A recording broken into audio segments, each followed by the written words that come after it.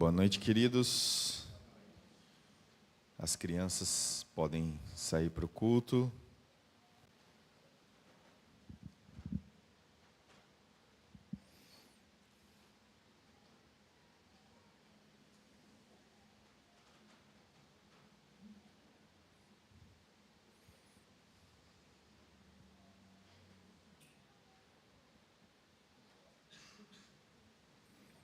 Título da exposição: O Ministério de Jesus na Galileia.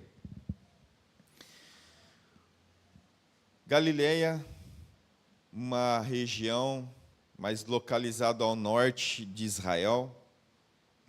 Ela foi mencionada 69 vezes na palavra de Deus, na Bíblia. 4 das tribos israelitas foram designadas para essa área: Aser, Issacar, Zebulon e Naftali. Você pode conferir lá em Josué 19. A Galileia é proeminente nos evangelhos como o cenário da infância de Jesus e grande parte também do seu ministério público. A maioria dos 12 apóstolos era dessa região da Galileia.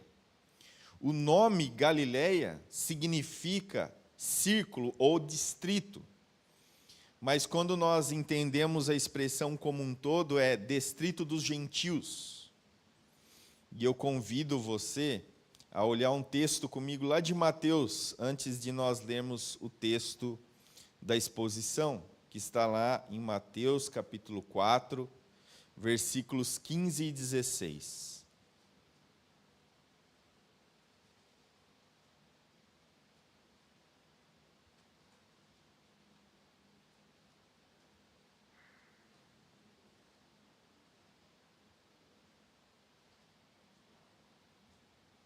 Mateus, capítulo 4, versículos 15 e 16. Diz assim o texto da palavra de Deus: Terra de Zebulon, terra de Naftali, caminho do mar além do Jordão, Galileia dos gentios. O povo que vivia nas trevas viu uma grande luz. Sobre os que viviam na terra da sombra da morte raiou a luz do nosso Salvador. Amém? E agora convido sim você a abrir o texto lá de Marcos, capítulo 1, versículos 14 e 15. Mais uma vez vou ler em duas versões, primeiro na NVI e depois na Revista e Atualizada. Marcos, capítulo 1, versículos 14 e 15. Todos acharam? Amém? Diz assim a palavra de Deus: Depois que João foi preso, Jesus foi para a Galileia, proclamando as boas novas de Deus. O tempo é chegado, dizia ele, o reino de Deus está próximo.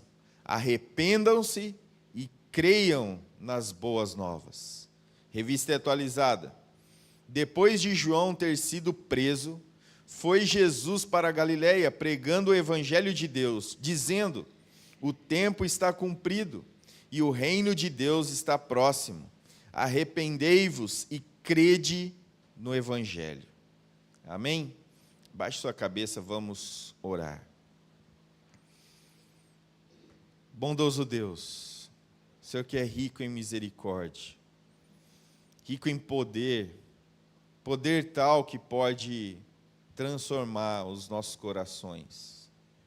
Onde havia trevas, raiou a luz do Cristo, do nosso Salvador, do nosso Senhor, do nosso Libertador, daquele que fez substituição, tomando o nosso lugar, a qual nós merecíamos pelos nossos pecados.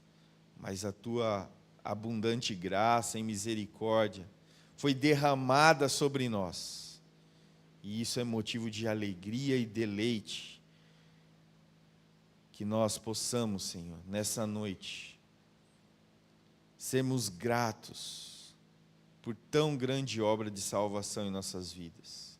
E para aqueles que ainda não se renderam, que não se arrependeram, que não confiam na plenitude e na suficiência de Cristo, possa também raiar a luz de Cristo nos seus corações. Essa é a nossa oração em nome de Jesus. Amém. Tem um barulho aí, precisa tentar tirá-lo.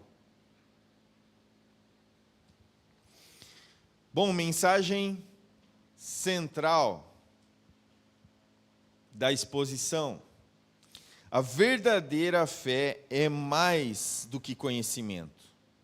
É uma mudança radical que confia na obra do Trino Deus, que nos oferece perdão, justiça eterna e salvação através dos méritos de Jesus.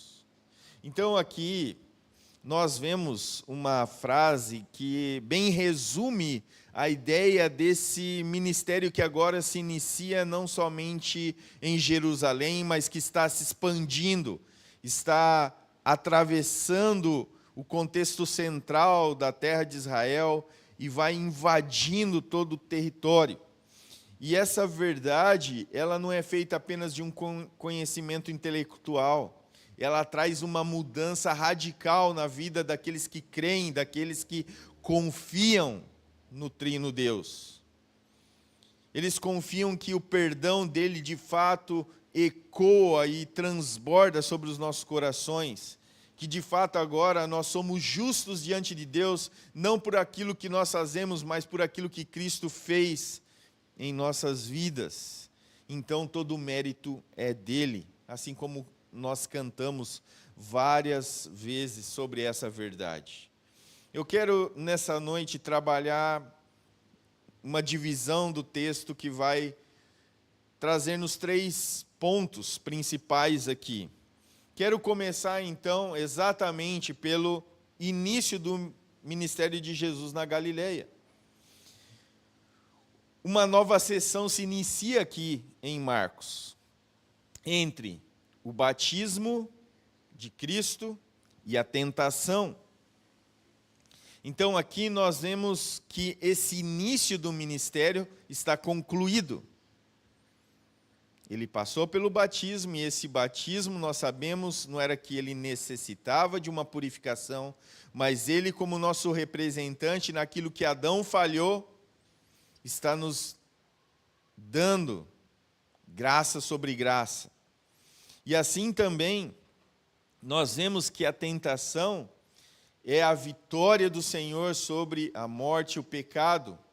Está ali iniciando aquilo que vai culminar na cruz, onde de fato vai ser pago o preço que exige morte de cruz ao nosso Senhor. Resolveu, viu? Acabou o problema. Então, queridos, aqui nós vemos que esse ministério que foi iniciado, de fato, aconteceu. A inauguração da obra do Pai ao Filho está terminada. O início, pelo batismo, pela tentação, foi concluído. E assim, então, nós vimos também que o ministério de João Batista, como o arauto, como aquele que anuncia, que prepara o caminho, também está concluído. E nós vemos então que essa verdade, ela reafirma algo que desde antes da fundação do mundo já estava disposto àqueles que creriam na suficiência de Cristo. Então, essa decisão de Cristo de se colocar voluntariamente a pagar os nossos pecados, a nossa dívida, por amor e pela obra desse Trino Deus, ela está a todo vapor. E além disso, ele nos prova que o seu triunfo sobre Satanás durante a tentação é de fato algo eficaz, eficiente àqueles que creem. ele é o representante do seu povo, do povo escolhido por Deus.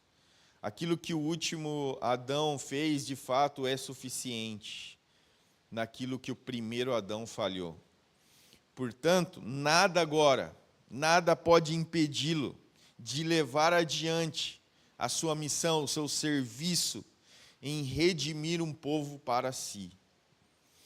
E aí, o que nós não temos exatamente aqui no texto lido, é que há um hiato, há um espaço de tempo entre batismo, a tentação que ocorreu imediatamente e até a ida então para a Galileia. Nós conseguimos olhar e observar o texto que o seu ministério já estava ativo ali em Jerusalém. E, de fato, ele estava colhendo já frutos. Mas o que ocorre, e que está logo no início desse verso relatado por Marcos, é que João é preso. Versículo 14. E os fariseus ali no seu, entre aspas, quartel-general em Jerusalém, começaram a ter notícias a respeito desse ministério de Jesus em Jerusalém. Eles estavam ganhando corações, e por meio dos seus discípulos, ele estava batizando mais do que João Batista. Então, Jesus, o Senhor, o Mestre, ele sai da Judéia, de Jerusalém, e começa então a sua jornada em direção à Galileia. E eu convido você a abrir comigo, lá em João, capítulo 4. Nós vamos ler os versículos de 1 a 3.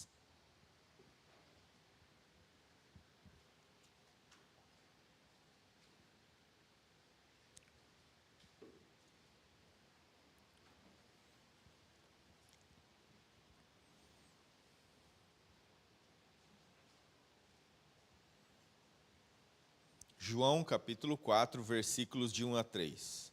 Os fariseus ouviram falar que Jesus estava fazendo e batizando mais discípulos do que João, embora não fosse Jesus quem batizasse, mas os seus discípulos. Quando o Senhor ficou sabendo disso, saiu da Judéia e voltou uma vez mais à Galileia. Então, queridos, o primeiro destaque que eu faço é: Jesus tinha consciência que a sua popularidade na região da Judéia atrairia para si ressentimento por parte dos líderes religiosos, dos judeus, e que no curso natural dos eventos, esse ódio levaria a uma crise prematura.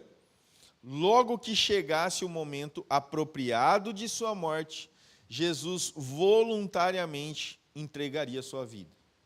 Não antes e nem depois, mas no tempo de Deus, no tempo exatamente predeterminado. Então, qual que é a lição aqui, a prática a nós? Muitas vezes, nas próprias coisas da nossa vida cristã, nós queremos colocar logo em ação ou tomar determinadas atitudes. Mas nós temos que ver se essa ação que nós vamos tomar, de fato, corresponde ao tempo de Deus. Ou se nós não estamos antecipando as coisas. Ou se nós estamos também postergando aquilo que já deveríamos fazer.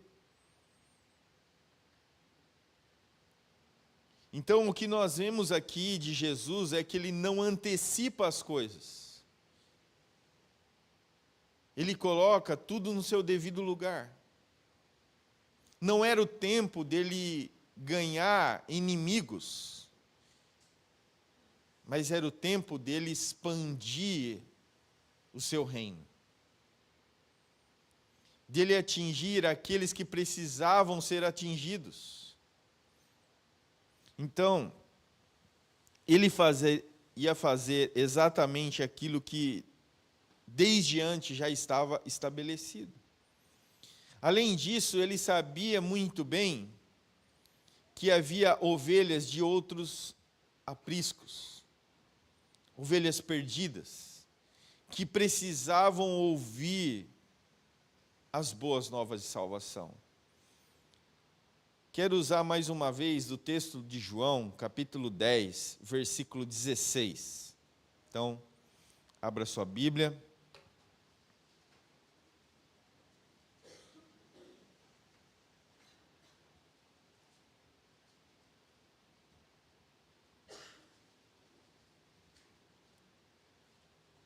João 10, 16. Tenho outras ovelhas que não são deste aprisco. É necessário que eu as conduza também. Elas ouvirão a minha voz, e haverá um só rebanho e um só pastor. Amém? Que maravilha isso, irmãos. Ele estava falando sobre eu e você. Nós somos ovelhas de outro aprisco.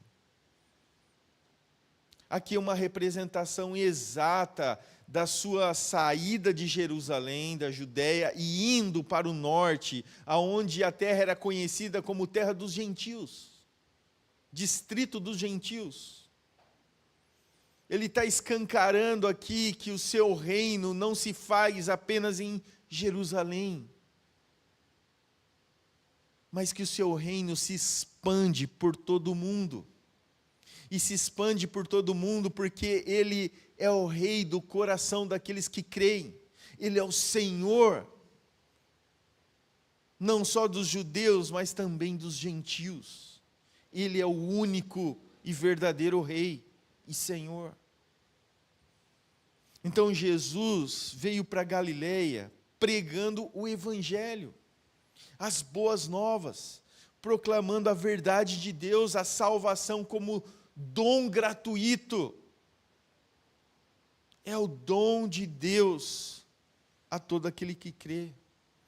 Uma salvação que do começo ao fim é obra de Deus, que é providência de Deus, é o caminho de Deus para a salvação, sem a qual os homens estariam perdidos, e perdidos não sem saber onde estão, mas perdidos para toda a eternidade. Então, essa é a boa nova, é a verdade, é o Evangelho de Deus. E agora eu convido vocês a olhar comigo lá em Tito, capítulo 3. Eu quero ler dos versículos 4 a 7.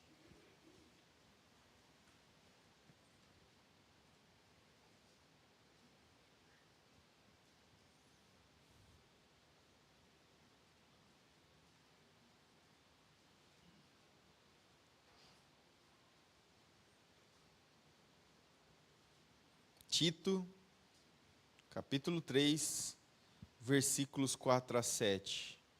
Mas quando da parte de Deus, nosso Salvador, se manifestaram a bondade e o amor pelos homens, não por causa dos atos de justiça por nós praticados, mas devido à sua misericórdia, Ele nos salvou pelo lavar regenerador e renovador do Espírito Santo, que Ele derramou sobre nós generosamente por meio de Jesus Cristo, nosso Salvador. Ele o fez a fim de que, justificados por sua graça, nos tornemos seus herdeiros, tendo a esperança da vida eterna.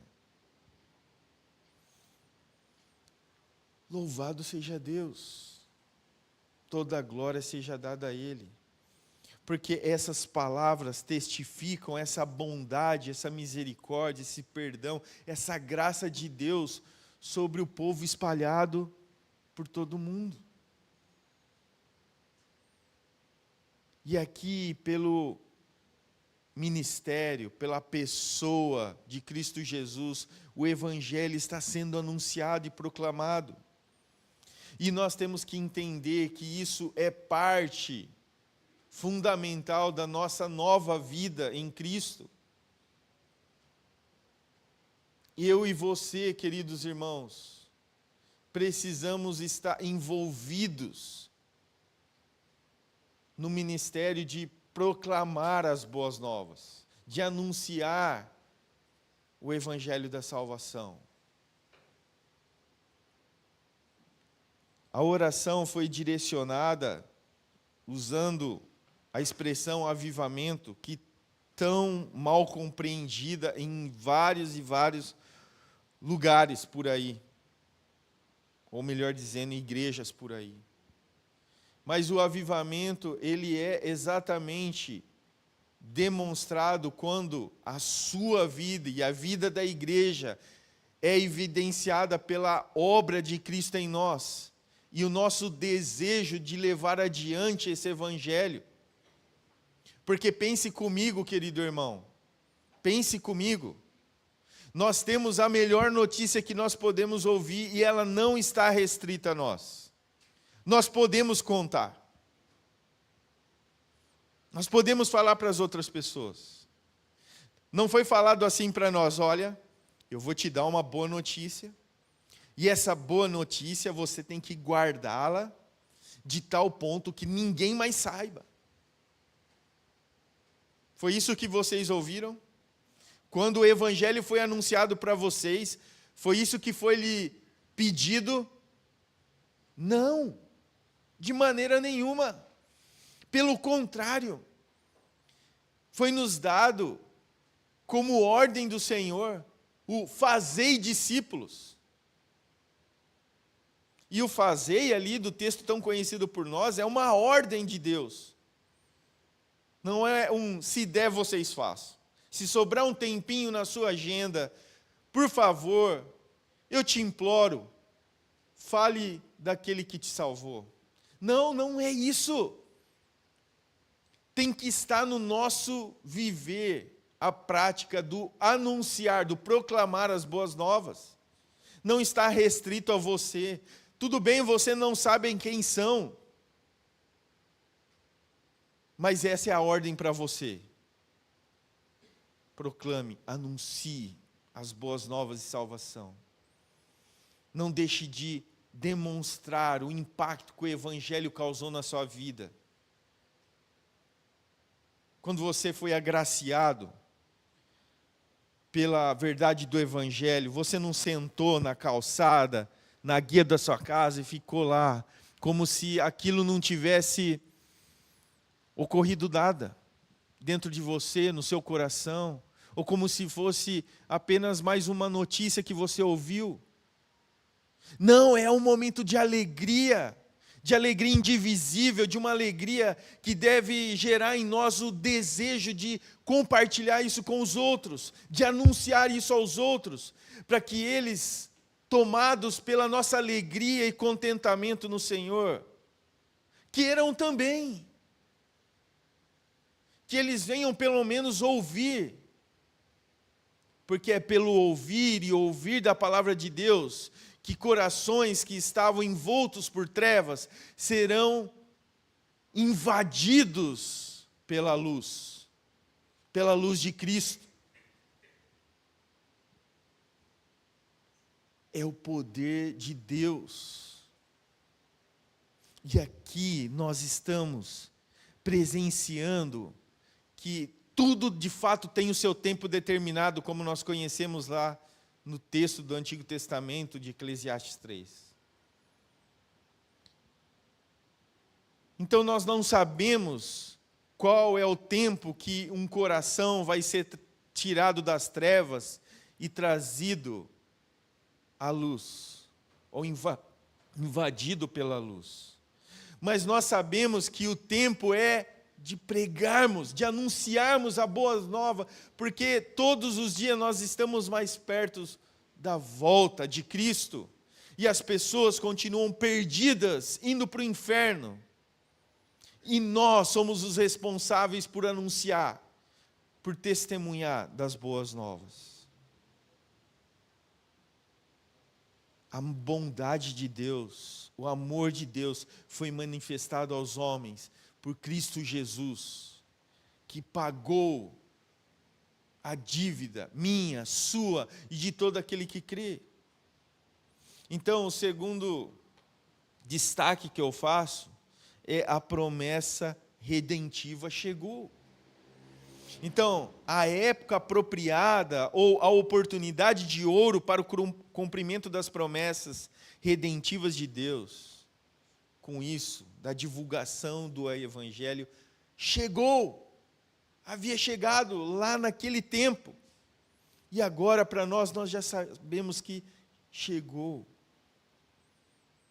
a era chegada da hora do cumprimento de Isaías 9, 1 e 2, que a nossa querida irmã leu, e eu vou ler novamente.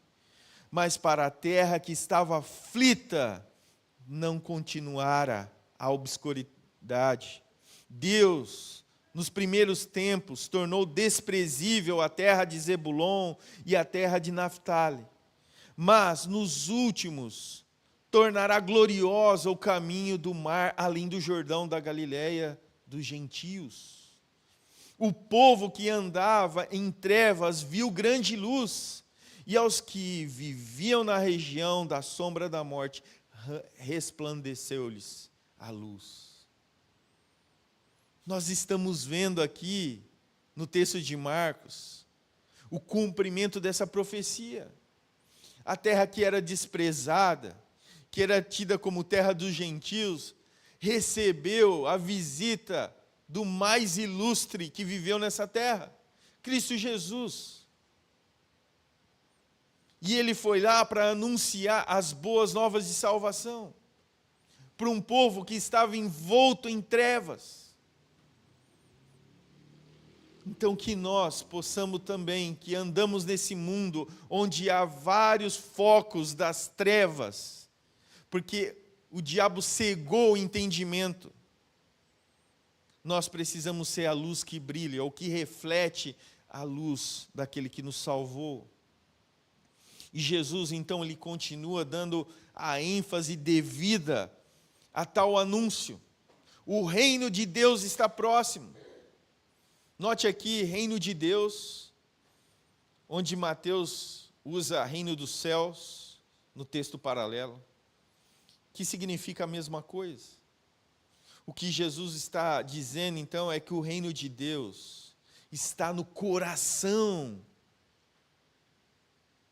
na centralidade, não no órgão, na centralidade do homem, que agora começaria a desfrutar poderosamente da mudança, da transformação que ocorreu na sua vida. Grandes bênçãos estavam preparadas para aqueles que, pela graça soberana, confessariam, abandonariam seus pecados e começariam então a viver para a glória de Deus. Nova vida. No seu sentido mais abrangente, o termo reino dos céus, reino de Deus, ou simplesmente reino, quando o contexto deixa claro a espécie desse reino, ele está falando sobre o governo, a soberania de Deus, o reconhecimento em nosso coração, em nossa mente, no nosso ser como um todo, que quem reina é o Senhor, porque Ele operou completa salvação. E o fim é a constituição da igreja, desse corpo de Cristo, até que nós venhamos a todos nos reunirmos no grande dia do Senhor, no dia do juízo do Senhor, onde apenas um pastor, Cristo Jesus, governará os eleitos de Deus. Alguns conceitos importantes sobre esses termos. O reinado, ou esse governo soberano de Deus, é aquilo que nós vemos em Lucas 17, 21. O reino de Deus está dentro de vocês. Dentro de vocês. É um reinado naquele que se arrependeu, confiou, creu, e agora vive para a glória de Deus. Ele está reinando em nós. E através de nós, o seu reino está sendo expandido pelo anunciar das boas novas. Lucas 17, 21. Essa completa salvação, todas as bênçãos materiais e espirituais, isso é, toda a bênção que recebemos, resulta de quando Deus, de fato, reina em nosso coração. E como nós evidenciamos isso? Nossa obediência voluntária e amorosa. Voluntária e amorosa. Então, isso é o que nós vemos, e eu convido você a abrir comigo, lá em Marcos 10, a partir do verso 24.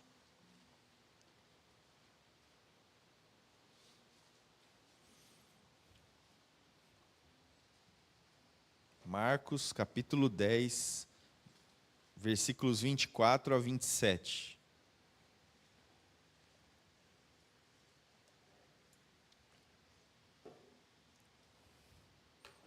Os discípulos ficaram admirados com essas palavras.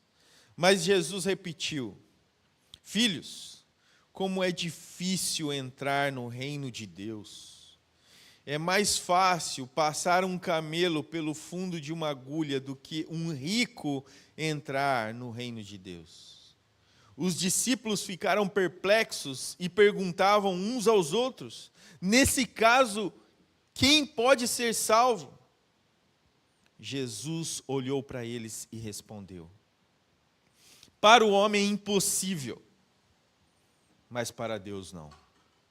Todas as coisas são possíveis para Deus. Para o homem, impossível. Nós não vamos obter salvação pelos nossos méritos. Zero chance.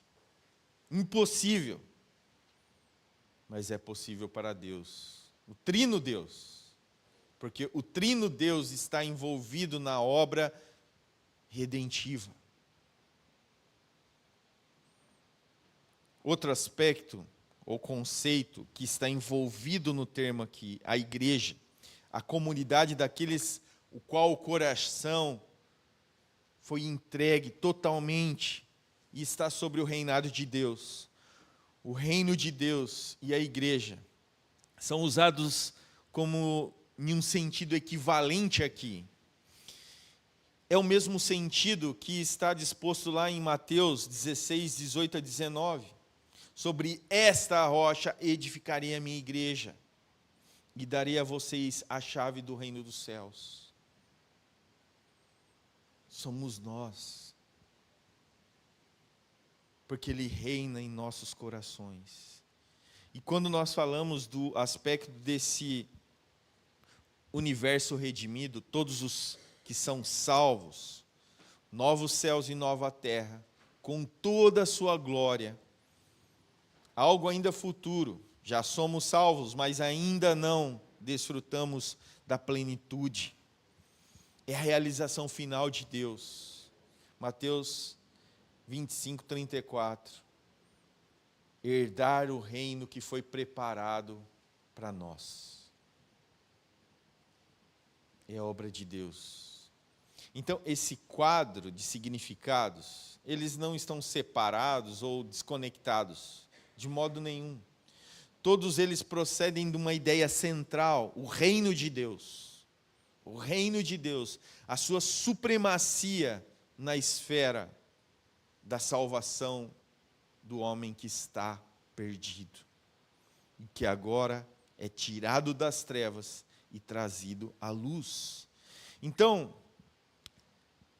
quero destacar ainda nesse segundo ponto, Jesus falou da obra de salvação como o reino ou reinado do céu para indicar o caráter, a origem e o propósito sobrenaturais de nossa salvação. Nossa salvação começa no céu e deve redundar em glórias ao Pai que está nos céus. Dessa maneira, ao usar o termo, Cristo defendeu a verdade tão preciosa para todos os que creem, de que tudo é subserviente à glória de Deus. tudo resulta em louvor e glória a Deus, inclusive a nossa salvação. O tempo está cumprido e o reino está próximo. Essas foram as falas de Jesus. Nós sabendo que o reino já foi estabelecido em nossos corações, daqueles que creem, daqueles que confiam nele. E esse reino está ainda sendo ampliado pelo proclamar das boas novas de salvação. E aí então, destaco no último ponto, o lado positivo da conversão. Compare aí, sejam convertidos, pois o reino está próximo, falado por João Batista, mas também a própria fala do Senhor Jesus, o reino de Deus está próximo, sejam convertidos. Então nós vemos que a mensagem disposta é a mesma. O chamado é o mesmo. E esse significado do Evangelho nas pessoas de João e de Jesus apontam para o único caminho, não há outro. Não há possibilidades, existe apenas um caminho. E embora muitas traduções usam a expressão arrepender-se, e quando nós pensamos nessa expressão, ela já traz em nós, pelo menos em mim, uma ideia negativa, um aspecto de algo que eu preciso fazer. Mas não é para isso que o ponto aqui, a palavra, nos leva. Não é só isso, isso também, mas ela leva a algo que deve trazer uma compreensão maior da nossa parte quando nós usamos essa expressão, arrependimento. Provavelmente, melhor definido, seria se nós aplicássemos ela no seu sentido mais claro, no seu sentido que está nos empurrando não só para trás, mas também para frente. Então eu vou colocar aqui para vocês, a palavra no original olha para frente tanto quanto para trás. Ela significa, sejam convertidos. E aí é que está, experimentem uma mudança radical de coração e da vida. Uma virada completa. O lado positivo da conversão recebe ênfase nas palavras, creiam no Evangelho. Tal crença ou fé implica conhecimento, aceitação e confiança. Porque muitas vezes pode soar algo equivocado, quando nós não explicamos o sentido todo do arrepender-vos. Pode parecer que a pessoa simplesmente, ela muda. E isso já é o suficiente. Ou pensando na expressão que muitas vezes é dita na igreja, pare de pecar, como se fosse possível. Pare de pecar e você vai herdar os céus. E não é esse aspecto. Quando nós falamos de arrependimento, ele vai além disso. Porque ele chama você a uma novidade de vida. Mas nós vimos que essa novidade de vida não é pelo que eu faço, mas é por aquilo que Cristo fez. Então, enquanto uns colocam um crédito no seu arrependimento, e não na obra de Deus, andam ainda à contramão da verdade anunciada, das boas novas. As boas novas começam nos afirmando da nossa incapacidade, da impossibilidade de nós irmos na direção de Deus. Por quê? Porque nós estamos numa condição de caídos, mortos espiritualmente. E um morto não pode fazer nada. Ele fica parado, imóvel. Mas, de fato, quando essa obra de Deus pela pessoa de Cristo e pelo convencimento do Espírito é derramada sobre nós, nós respondemos com arrependimento. Nós agora não temos prazer em fazer aquilo que desagrada a Deus, e por isso nós confiamos plenamente nele para a nossa salvação. Eu não posso desconectar a conversão do arrependimento e da fé, da confiança em Cristo. Porque senão, ainda assim, eu confio em mim. Eu usava droga e não uso mais. Isso basta? Eu mentia e não minto mais. Isso basta?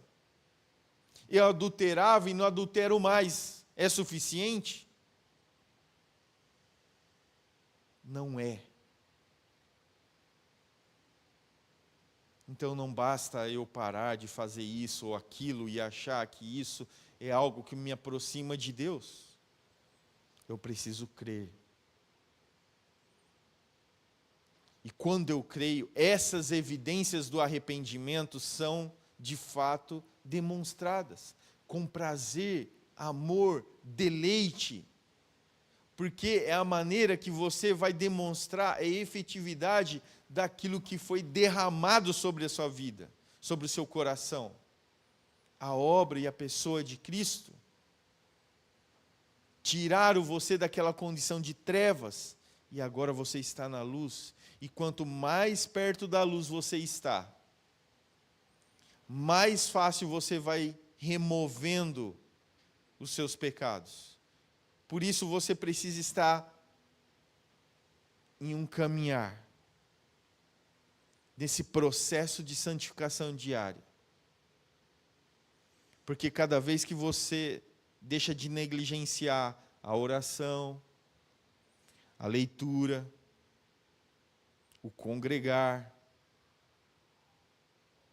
essas práticas da bondade, da graça especial de Deus, você vai vendo e notando o quão sujo você estava. E isso então vai levá-lo a ir sendo moldado pelo Espírito, que vai como uma cunha, martelando e arrancando toda a casca e feridas que o seu pecado causou. As cicatrizes podem ficar, mas de fato você é um novo homem, uma nova mulher. Porque você experimentou essa mudança radical que a boa nova, a boa notícia, o Evangelho de Cristo causou em você. Existe uma linguagem no Catecismo de Heidelberg que diz assim: a verdadeira fé não é somente um conhecimento certo, através do qual sustento como verdade tudo o que Deus nos revelou em sua palavra, mas também uma firme confiança, o crer, com a qual o Espírito trabalha em meu coração pelo Evangelho, de que não somente para as outras pessoas, mas também para mim, a remissão dos pecados, a justiça eterna, a salvação graciosamente dada por Deus, somente pelos méritos de Cristo. É por meio de uma mensagem aceita e vista em nós, em nossas ações, que essa confissão de arrependimento e também de fé são notadas. É como nós estávamos conversando hoje na sala, diante de assuntos tão delicados a respeito da salvação. Porque nós somos muitas vezes tomados por aquilo que nós vemos e esquecemos que a salvação, do começo ao fim, é obra de Deus. De fato, os frutos evidenciam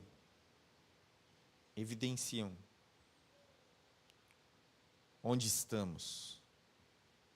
Mas ainda assim, nós temos limitações para falar se alguém vai para o céu ou para o inferno. Porque isso é da parte de Deus e não nós. Não nós. Para concluir, queridos, a frase, o tempo se cumpriu, o reino de Deus está próximo, é uma citação do próprio Senhor Jesus, que anunciou que o reino de Deus no coração e na vida dos homens começaria a se expressar de maneira visível. É o poder de Deus na vida dos eleitos. Ele proclamou as boas novas, as bênçãos dos céus, que é reservada àqueles a quem se voltaria de fato para essas verdades, confiaria de todo o coração e evidenciaria pelas suas práticas, por uma vida transformada, radicalmente mudada. Não é só o deixar de fazer isso ou aquilo, mas é fazer da nossa vida um louvor a Deus, em obediência, em uma prática constante e perseverante, não só nos momentos bons e prazerosos, mas em todo momento, uma vida de louvor a Ele. É uma cosmovisão totalmente oposta do mundo. Enquanto o mundo prega um deleite pessoal e satisfação pessoal pelo seu próprio esforço e mérito, mesmo que você tenha que passar por cima de outra pessoa, aqui nós vemos uma cosmovisão que nos faz viver não mais para nós, mas para a glória de Deus. Porque senão continuaríamos em trevas. Porque esse seria o nosso deleite. É o que o mundo busca todo dia em uma nova coisa que aparece, ou em uma pessoa que surge. Mas nós temos o nosso Deus Trino, a quem nós devemos a vida. Não só a vida passageira do aqui, mas da qual nós viveremos num futuro breve. Amém?